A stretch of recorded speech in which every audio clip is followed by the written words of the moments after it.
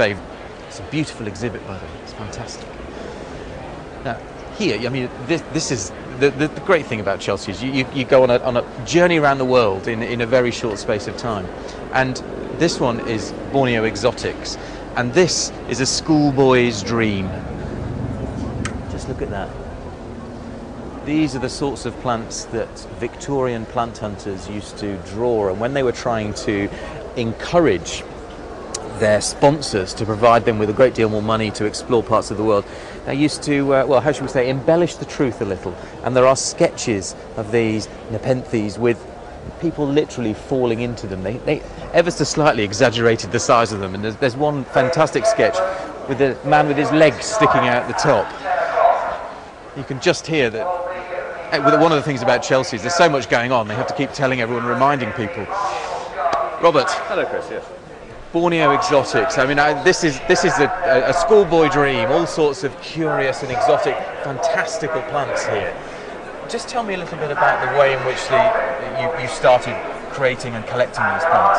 Oh, I used to live in Brunei, Borneo, in the 1970s, and discovered them growing on the hillsides, and was just fascinated by firstly the carnivorous aspect of them and how they turn the table on insects, and also the different shapes, colours and forms, which is what we tried to illustrate on this display, because they weren't much in cultivation until the 80s and the early 90s. So it's a boyhood interest which has carried you through the rest of your life. Exactly, yes. And we very often think of these as being flowers, but of course they're not. It's a leaf modification. No, that's true, exactly that. It's a very common misconception that this is the flower. It is simply it's a very, very complex modified leaf tip designed to lure and attract and capture the prey and digest the prey. The flower is actually rather uninteresting. There are some in the far corner there. So these sort of rather those are the fluffy. flowers. Yes. Yeah. They're not something you would buy for your mother, I think. I think if you bought these for your mother or mother-in-law and presented them to her, she may well be a little bit offended. I would think so, yes. But I mean, it is interesting to see the central vein from the leaf coming down here, and that leaf presumably is about to form a picture. You can just see the picture starting to form there.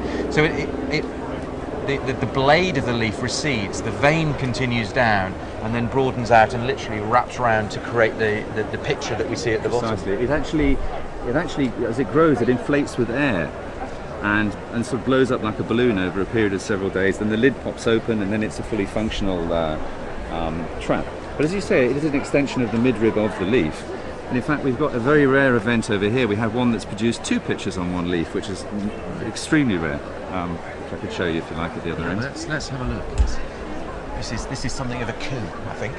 This is the first time it's ever been exhibited. But you see how the rib is split into two, and there are two pictures hanging off the end. It's a natural phenomenon, but it's extremely unusual to see that.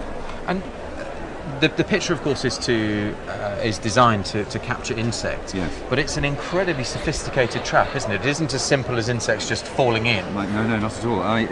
If you're a flying insect, you're in trouble first of all, because when you hit the liquid, there's a wetting agent that stops you using your wings.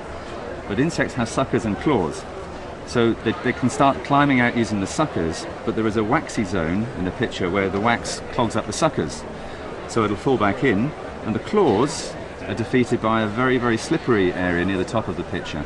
And if it happens to reach the top of the picture, there's an overhanging rim to negotiate. So I don't think any insect can escape. It is horticultural science fiction, isn't it? I mean, it's the most extraordinary adaptation. And the size of some of these things, I mean, presumably that's not just catching insects. No, this is truly carnivorous. This particular plant has been recorded to capture, digest rats, mice, frogs. So it's truly carnivorous, yes. And it has the most peculiar texture to it. It's very cool. It's a veined texture, yes. It is. It's the only way of describing it is a little bit like dead flesh. I mean, it does feel really, maybe an apt description. Really quite gruesome. I mean, it is beautiful. The checkerboard inside, is that designed to attract or confuse its prey? Exactly. There've been a lot of studies done on this, because if you view that with infrared, it's a checkerboard design which is very attractive to insects, and the flying insects tend to be attracted into it. And these ribs are actually like a runway as well. If an insect lands on that, it tends to guide them in towards the picture, where there's a nectar which they like to feed from. but sooner or later they're going to slip in, and that's that. And how long does a picture last? I mean, it seems to me to be a very delicate structure.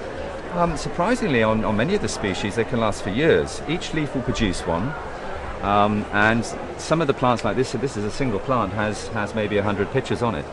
So they can last for months or even years. And the sort of conditions that you have to create. I mean, you're standing there with a mister and very diligently going around misting. Presumably, the Chelsea Flower Show Pavilion isn't the perfect environment for them. No. I mean, some species are quite hardy; they wouldn't mind. But a lot of the ones we're displaying here are very rare, and the reason they're rare is because they're very finicky about the growing conditions. So the low humidities here are not ideal for them now. And a whole range of habitats that they're growing in. Obviously, pendulous here, some ground dwelling. But what are the details of why some of them are pendulous and why some of them are ground hugging? Can the same variety exist at different levels? Yes, many of them start as terrestrial species. They start on the ground and then they will climb. They're actually vines, but they often start life on the ground. A few are naturally epiphytes. They start on the tree branches to begin with, but most of them, contrary to popular belief, as we try to illustrate here, start on the ground and then they'll climb, especially if there's a source of light. If a tree has fallen in the jungle, which is what we try to illustrate here, a clearing is formed, the sunlight for the first time, they'll scramble and climb to the treetops.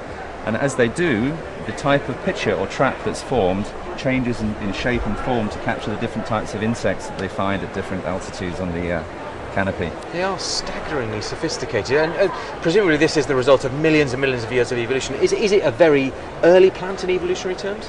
Well, apparently not.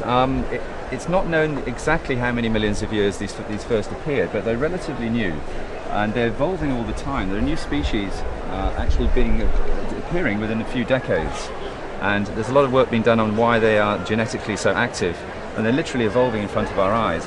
But they're also becoming extinct due to deforestation, mostly in some countries. So it's a race against time to get the seeds and try and put them into tissue culture, which is what I've been doing for the last 25 years. Well, I think they are the most extraordinary plants, and I mean, they are beautiful in a very sort of peculiar way. Thank you very much for, and yeah, do try and keep the public away from them. I think people putting their fingers in, it's not Thank you, Chris. not going to be perfect. Fantastic. Thank you very much.